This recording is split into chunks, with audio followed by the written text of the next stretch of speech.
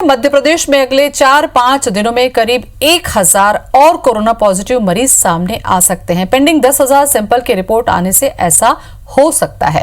Corona positive मरीजों की संख्या बढ़ने पर लिए गए सैंपल की अब तक ये सबसे बड़ी पेंडेंसी बताई जा रही है, लेकिन कहा जा रहा है कि 4-5 दिनों में सभी सैंपल की रिपोर्ट सामने आ जाएगी। यदि इन दिनों में 1000 और मरीज सामने आते हैं तो प्रदेश में कोरोना पॉजिटिव मरीजों का आंकड़ा 3500 तक पहुंच जाएगा। अभी की स्थिति में बात करें तो प्रदेश में 2500 से ज्यादा कोरोना पॉजिटिव मरीज सामने आ चुके हैं। हालांकि प्रदेश में रिकवरी रेट अच्छा होने से 450 मरीज ठीक हो चुके हैं। प्रदेश के स्वास्थ्य मंत्री का कहना है कि इंदौर में कोरोना पॉजिटिव मरीजों के इस जंप के बाद फैलते संक्रमण में स्थिरता आने की संभावना है। वहीं विपक्ष रिपोर्ट की पेंडेंसी को लेकर भी सवाल उठा रहा है। जैसा मैंने कल कहा था कि इंदौर में थोड़ा जंप आएगा, अभी छोटा एक जंप और इंदौर में आएगा और हम परसों से डेली पे आ जाएंगे। अभी आपको जो बैकलॉग मिलता था जांच का, ये इकट्ठी जांचें, आपको भी मालूम है जांच इकट्ठी क्यों हुई, इसमें भी आप लोग जानते होंगे। तो जो चीन की किट आ गई थी जिसके बारे में आप लोग चर्चा करते हो, उसके कारण से विलंब हुआ तो बैक हुआ।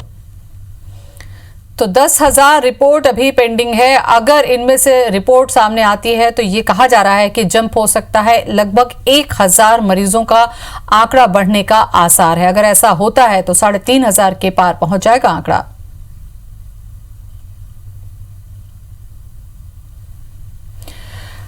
और इसी खबर पर ज्यादा जानकारी के लिए हमारे साथ मध्य प्रदेश से 3 अलग अलग जगहों से हमारे संवाददाता जुड़ रहे हैं, जिनकी पैनी नजर कोरोना पर बनी हुई है। विजेंद्र हमारे साथ में जुड़े हैं जबलपुर से, दीपक इंदौर से और राकेश भोपाल से। बहुत बहुत स्वागत है सभी का। सबसे पहला रुख मैं दीपक आपका करूंगी, क्योंकि 10,000 रिपोर्ट्स पेंडिंग है। ऐसे में अगर इनकी रिपोर्ट पॉजिटिव आती है और अगर बल्क में मरीज बढ़ते हैं तो बहुत खतरनाक स्थिति होगी।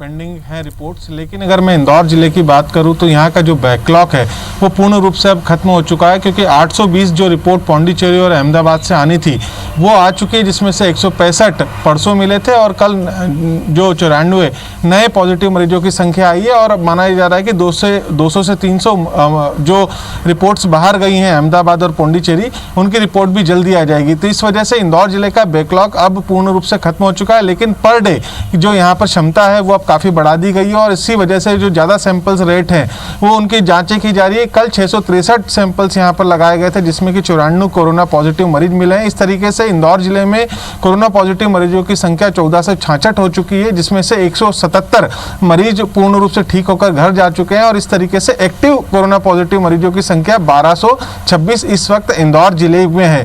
हालांकि रही बात अन्य क्षेत्रों की बैकलॉग की, तो उसको भी जल्द से जल्द खत्म किया जा रहा है। और लेकिन कहीं ना कहीं ये बैकलॉग खत्म होगा और 10,000 सैंपल्स का रिपोर्ट आती है तो निश्चित तौर पर आंकड़ा काफ़ी तेज़ी से एक बार फिर पूरे मध्य प्रदेश में देखने को मिलेगा कि जब कोरोना पॉजिटिव मरीजों की संख्या एकदम से जंप करेगी। लेकिन अब जो स्थितियां बन रही है वो स्थिरता की तरफ जा रही है, क्योंकि अब जो पॉजिटिव रेशो है, जैसे कि कल 693 में से केवल 94 लोगों का कोरोना पॉजिटिव मिला है, तो ये रेशो लगातार जो है धीरे धीरे कम हो रहा है। तो इस वजह से माना जा रहा है कि आने वाले दिनों में थोड़ी राहत की खबरें जरूर आ सकती हैं, लेकिन अभी भी कहा जाए कि लॉकडाउन खोल दिया जाए या अन्य चीजें की जाए तो उसकी अभी बिल्कुल भी गुंजाइश नहीं है। आने वाले दिनों में और भी सख्ती की जरूरत है। फिलहाल ये थोड़ी सी बात कही जा सकती है कि आंकड़ा जो है स्थिरता की तरफ है, लेकिन कम नहीं हुआ है। ये अच्छी बात है कि आंकड़ा स्थिरता की तरफ हो, इतना ही काफी है, क्योंकि अगर लगातार नए मरीज नहीं आएंगे तो कमोबेश इस पर नियंत्रण करने में आसानी होगी। विजेंद्र हमारे साथ में है। विजेंद्र, जबलपुर की भी यही स्थिति है। एक समय ऐसा था कि हम ये समझ रहे थे कि जबलपुर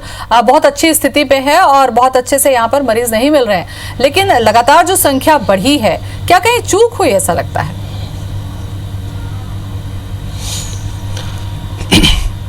जी हाँ, देखिए ज्योति, आपको मालूम ही है, हम लगातार इस बात का जिक्र कर रहे हैं कि मध्य प्रदेश में सबसे पहले संक्रमित कोरोना मरीज सबसे पहले जबलपुर में मिले थे। उसके बाद संक्रमण की दर थमी हुई थी, लेकिन अचानक बीते एक हफ्ते का जिक्र किया जाता है तो 4 गुना से ज़्यादा मरीज जबलपुर में निकलकर सामने आए।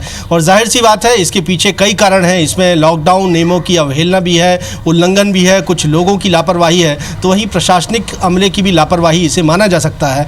खासतौर पर मैं जिक्र करता हूँ जिन लोगों को क्वारंटाइन किया गया था, जो संदिग्ध थे उनके द्वारा लगातार लॉकडाउन नियमों की अवहेलना की गई। ऐसे भी मामले सामने आए हैं। मसलन मैं जबलपुर के ग्रामीण क्षेत्र में जो 2 मामले आए हैं उनका मैं जिक्र करता हूं कि होम क्वारंटाइन किए गए लोगों पर निगरानी नहीं थी और इसकी वजह से ऐसे लोग न सिर्फ व्यापार कर रहे थे, कोई कुछ जमघट लगाकर कोई ताश खेल रहा था, कोई गांव-गांव जाकर सब्जी बेच रहा था। वहीं जबलपुर के जो चांदनी चौक और हनुमानताल कंटेनमेंट जोन में तकरीबन 15 से 20 जो मरीज मिले हैं, उसके पीछे भी एक लापरवाही मानी जा सकती है, क्योंकि यहाँ पर एक इकलौती मौत जो जबलपुर में सामने आई है, एक 62 वर्षीय महिला की मौत कोरोना से हुई थी और उसकी मौत के बाद उसमें कोरोना होने की पुष्टि हुई थी।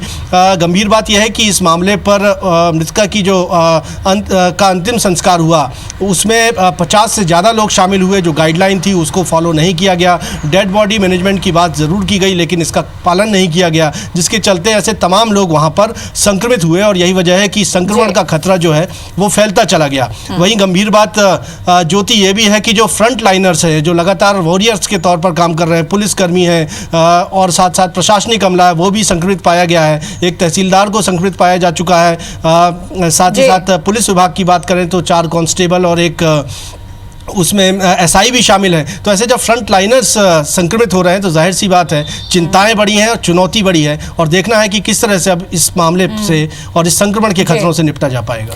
राकेश भी हमारे साथ में जुड़ चुके हैं, भोपाल न्यूज रूम से हमारे साथ में है। राकेश, विपक्ष कह रहा है कि जो पेंडिंग है इस पर वो सवाल उठा रहा है, मामला क्या है? जांच की जो रफ्तार है क्या वो तेजी पकड़ी है? क्योंकि 10,000 अगर जांच की रिपोर्ट आनी है तो बल्क में इतने सारे टेस्ट कराने की जगह क्या थोड़े थोड़े करके नहीं कराए जा सक रहे थे? क्या व्यवस्था क्या है पूरी जांच की?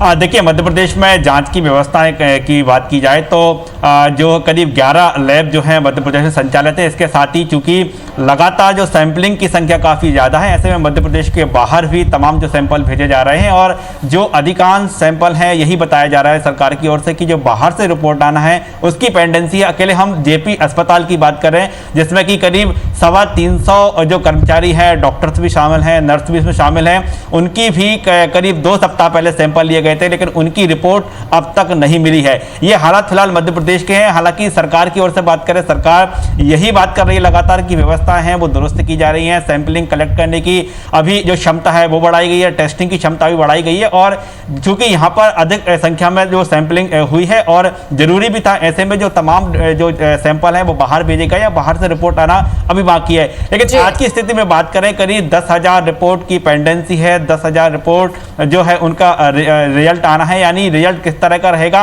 और हम बात करें तो मध्य प्रदेश में जिस तरह से कल जेपी अस्पताल के कर्मचारियों ने भी सड़क पर उतरकर आंदोलन किया था, उनका ये कहना था या तो उनको अस्पताल नहीं बुलाया जाए या फिर अस्पताल जब आ रहे हैं तो उससे पहले उनकी रिपोर्ट पहुंचना चाहिए। ये हम पूरी व्यवस्थाएं फिलहाल बात करें तो हम कह सकते हैं कि अभी इसमें कई ऐसे लोग भी सामने आ सकते हैं जो कि पॉजिटिव है लेकिन वो लोगों के संपर्क में है। तो चलिए, स्थिति राकेश क्लियर तब होगी जब ये जो रिपोर्ट्स आएंगी उसमें कितनी पॉजिटिव आती है, कितनी नेगेटिव आती है, ये तो उस समय देखने वाली बात होगी। फिलहाल विजेंद्र, आपका बहुत बहुत धन्यवाद। दीपक, आपका भी बहुत बहुत धन्यवाद।